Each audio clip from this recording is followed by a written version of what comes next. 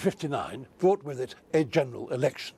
The Conservatives had come to power in 1951, won again in 1955, and now it was up to the Prime Minister, Hal Macmillan, to win the magical third term.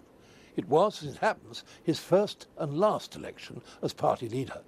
People felt prosperous, wages were up, inflation was down, and in a slightly opportunistic move, the price of beer was cut by 2 pence in the 1959 budget. The Conservatives undoubtedly had the upper hand going into the election. It was an election largely fought on materialism.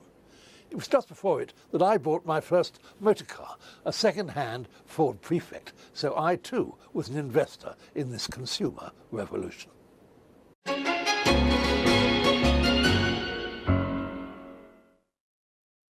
Following the Second World War, national building programmes were undertaken to replace bombed-out streets and tenement slums with modern social housing. During the Conservative years of the 1950s, an average 245,000 housing units were built each year. Compare this to the average 130 units built each year of the 21st century. Macmillan could take pride in this achievement as the 59 election drew near. In Birmingham, vast areas of the Victorian city were cleared and redeveloped for the bright new world of tomorrow. Indeed, Birmingham city centre has since been built and rebuilt several times in keeping with its civic motto of forward. In this short film from February 1959, Douglas Jones follows a Birmingham family from the slums to their brand new 20th century home.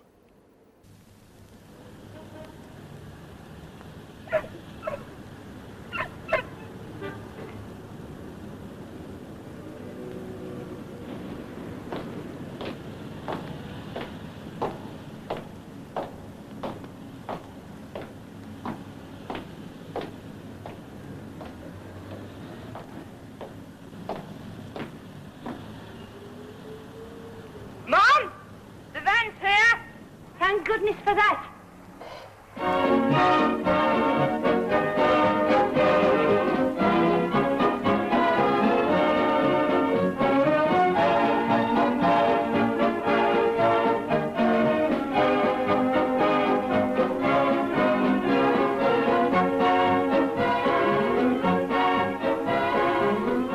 Davy, catch the cat.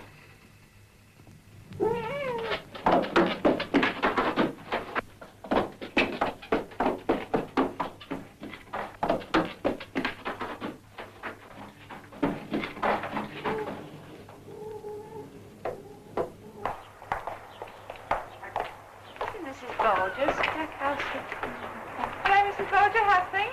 Fine, thank you.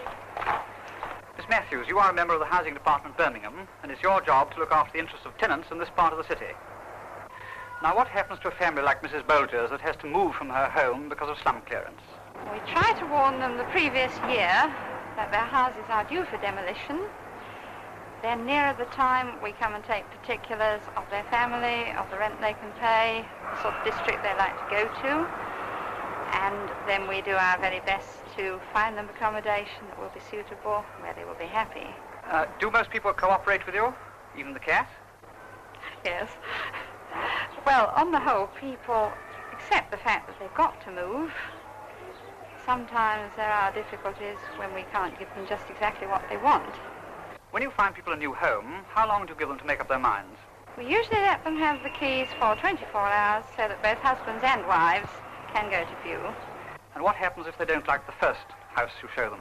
We then make them a second offer, possibly even a third. Would it be possible to give them a choice of 2 homes at once in the first place? That, I think, does raise some administrative difficulties. Possibly you ought to take that up with Mr. Macy, the housing manager.